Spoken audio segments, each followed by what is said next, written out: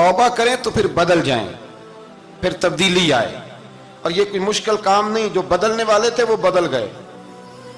بڑا کچھ کرتے تھے پر پھر وہ لوگ بدل گئے. حضرت فضالہ رضی اللہ تعالیٰ عنہ کہتے ہیں کہ میں بڑا دل دادا تھا عورتوں کا، اور میرا ماحول یہ تھا کہ میں قتل بھی کر لیتا تھا، معاذ اللہ چوری بھی کر لیتا تھا، اور رات میری طبیعت تھی معاذ اللہ نئی سے نئی عورت کے پاس جانا.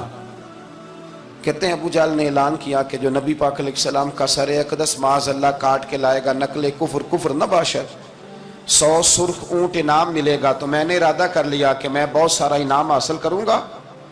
قرآن مجید میں نا اللہ فرماتا ہے کہ بہت سارے لوگ ایسے ہیں جنہیں اگر میں رزق میں کشادگی دے دوں، زیادہ پیسے دے دوں، فرمایا باغی ہو جائیں، وہ سرکش ہو جائیں.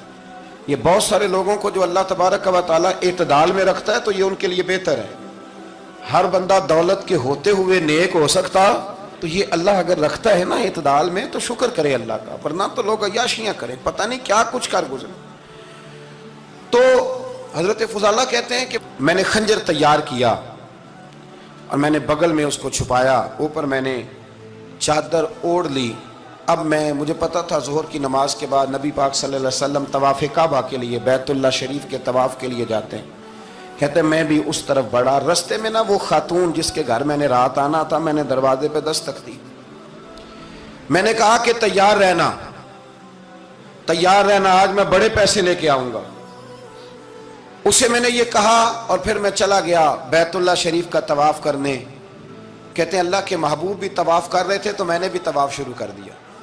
ارادہ یہ تھا کہ جہاں نبی پاک علیہ السلام میرے قریب سے گزریں گے تو موقع پا کر میں حضور کے جسم اقدس پر خنجر کھونپ دوں گا اور معاذ اللہ شہید کر دوں گا. کہتے ہیں حضور ایک دفعہ بھی میرے پاس سے گزرے تو میں ہمت نہ کر سکا، دوسری دفعہ بھی پاس سے گزرے تو میں ہمت نہ کر سکا، تیسری دفعہ بھی گزرے تو میں ہمت. نبی کریم صلی اللہ علیہ وسلم 2-3 دفعہ گزرے تو فرماتے ہیں کہ مجھے موقع نہ ملا، اس لیے کہ حضور فرماتے ہیں اللہ نے روب کے ساتھ میری مدد فرمائی، دشمن پر میرا روب طاری ہو جاتا ہے. فرماتے ہیں جب چکر پورے ہو گئے تو محبوب کریم نہ چھٹے چکر پہ فرمانے لگے فضالہ چکر ایک رہ گیا ہے، بے خبر ہو جو غلاموں سے وہ آقا کیا ہے، ایک پھیرا رہ گیا ہے. کہتے ہیں طواف مکمل ہو گیا تو محبوب میرے قریب آئے، فرمایا وہ کام کرتے کیوں نہیں جس کے لیے آئے تھے. میں نے عرض کی یا رسول اللہ کون سا کام، کیسا کام؟ اندر تو چور تھا نا، بانج فقیروں کسے نہیں ماریا، اے ہوئی چور اندر دا، اندر چور تھا نا. کہتے ہیں حضور نے مجھے کندھے سے پکڑ کے ہلایا، فرمایا کرتے کیوں نہیں؟ جب حضور نے ہلایا تو وہ خنجر بھی پیروں میں گرا اور میں بھی رسول اللہ کے پیروں میں گر گیا. میں نے کہا حضور مجھے کلمہ پڑھا دیں. کہتے ہیں حضور نے پہلے میرے دل پہ دست مبارک پھیرا، پھر میرے نبی نے مجھے کلمہ پڑھا دیا. اب نا مرید ہونے والا کہتا ہے کہ جی آہستہ آہستہ میں ٹھیک ہو جاؤں گا. اب وہ آہستہ آہستہ کا کیا ترجمہ ہے یہ بالکل سمجھ نہیں آتی. بھئی کسی بندے سے 5 لاکھ روپیہ لینا ہے تو اس سے وہ کہتا ہے جی میں آہستہ آہستہ دوں گا، 500 روپیہ دے دیا کروں گا روز کا، تو کہتے ہیں میری رقم خراب ہوتی ہے، پورے دو. اور نیکی کی بات جب آتی ہے تو کہتے ہیں حضرت صاحب دین اتنا سخت نہیں ہے، میں آہستہ آہستہ ٹھیک ہو جاؤں گا. اب میں مغربی شاپ پڑھنی شروع کر دیا میں نے، اب میں تسبیح لے لی ہے، کل میں نے بھی آہستہ آہستہ میں ٹھیک ہو جاؤں. یعنی رقم لینی ہو تو وہ آہستہ آہستہ قبول نہیں ہے. لیکن اور مکان کی رجسٹری اگر کرانی ہو تو مالک مکان کہے کہ آہستہ آہستہ کرا لو. کہتے ہیں پیسے پورے دیے، سویرے چل اور بیان دے.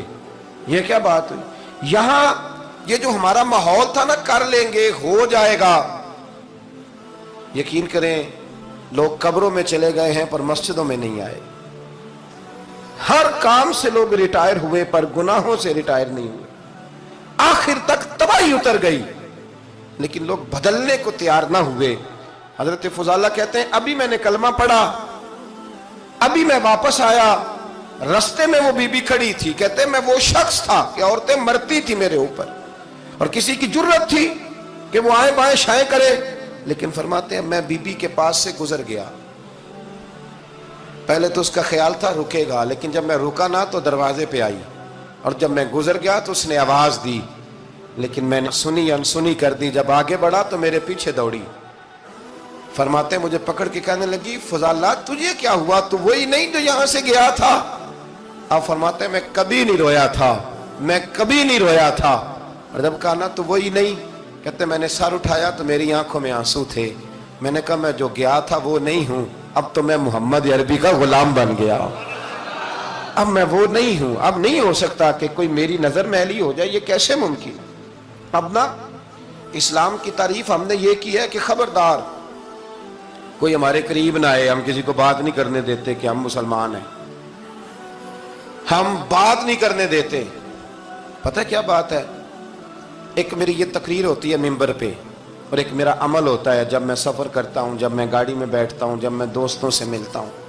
جب ان دونوں باتوں میں تضاد آتا ہے نا، تضاد، تو لوگ تقریر کو جذبات نہیں کہتے، ایک فن بن جاتی ہے تقریر۔ آپ کو پتہ ہے نا، واعظین نعت خواں کہتے ہیں میں نے محفل لوٹ لی، پھر لوگ شمار کرتے ہیں کتنے لوگوں نے سبحان اللہ کہی، پھر لوگ شمار کرتے ہیں کہ آج 5 بندے روئے بھی تھے جب میں تقریر کر رہا تھا۔ تو پھر یہ فن ہے، یہ جذبات کا اظہار۔ سمجھ لیں بات کو کہ عمل جب آپ نہیں نہ کرتے عمل، تو آپ خود بڑے بے چین رہتے ہیں کہ یار یہ میں کیا کر رہا ہوں، یہ کون سا گورکھ دھندا ہے کہ میرا عمل صفر ہوتا جا رہا ہے۔ ہمارے ایک استاد تھے تو وہ فرمایا کرتے تھے کہ اگر پڑھے لکھے آدمی کو تم بے عمل دیکھو تو اس سے دور ہٹ جایا کرو، ورنہ تمہیں بھی بے عمل کر دے گا۔ میں نے ان سے عرض کی، میں نے کہا حضور یہ کیا ہے؟ تو فرمانے لگے اپنے حضرت صاحب سے پوچھنا، وضاحت کریں گے۔ میں نے حضرت صاحب سے کہا جی عجیب بات کر دی ہے، علم والے بندے کے پاس بیٹھ کے تو علم آتا ہے۔ تو وہ فرما رہے تھے کہ علم والے بندے کے پاس اگر وہ بے عمل ہو تو بالکل نہ بیٹھنا۔ تو حضرت صاحب فرمانے لگے انہوں نے صحیح کہا ہے۔ اب بات بہت بڑی ہے، پتہ نہیں آپ کی سمجھ میں آتی ہے نہیں آتی، بہرحال کر دیتا ہوں۔ پڑھا لکھا بندہ اگر بے عمل ہو تو اس کے پاس، تو میں نے کہا حضور کیوں؟ فرمانے لگے اس لیے کہ وہ اپنی بے عملی پر بھی دلائل دے گا، وہ بے عملی پر بھی دلیلیں قائم کرے گا کہ یہ وجہ ہے تو اس لیے میں ایسے کر رہا ہوں۔ تو چونکہ وہ بے عمل ہے اور ہے پڑھا لکھا، نبی کریم صلی اللہ علیہ وسلم کے غلام نہ پل بھر میں بدل جاتے تھے۔ اور اللہ تعالیٰ بھی نا بڑے موقع دیتا ہے ہمیں، بڑے موقع۔ حضور نے فرمایا جس نے ایمان اور احتساب کی نیت سے روزے رکھے وہ نئی زندگی کا آغاز کرے، اس لیے کہ اللہ نے اس کے پچھلے سارے گناہ معاف فرما دیے۔ میرے نبی کریم علیہ السلام نے فرمایا جو شخص بیمار ہو گیا، مریض ہو گیا، اور نسائی شریف میں فرمایا کہ 3 دن تک بستر پہ رہا اور اس نے شکوہ نہ کیا اللہ کا، اور جب وہ شفا یاب ہو کے بستر سے اٹھا ہے نا، تو اب اللہ نے اس کے پچھلے سارے گناہ معاف فرما دیے۔ اور فرمایا جو حج کرنے گیا، حج کر کے واپس آیا، اللہ کے حبیب فرماتے ہیں یوں سمجھے کہ میں آج ہی ماں کے پیٹ سے پیدا ہوا۔ بڑے موقع اللہ نے دیے، بڑے موقع، بڑے سارے موقع عطا فرمائے کہ میں تیرے پچھلے گناہ معاف کر دوں گا، تو بھی تو نئی زندگی کا آغاز کرنا، تو بھی تو شروع کرنا نئے سرے سے، تو بھی تو بدل کے آنا، تو بھی تو اپنے اندر تبدیلی پیدا کرنا۔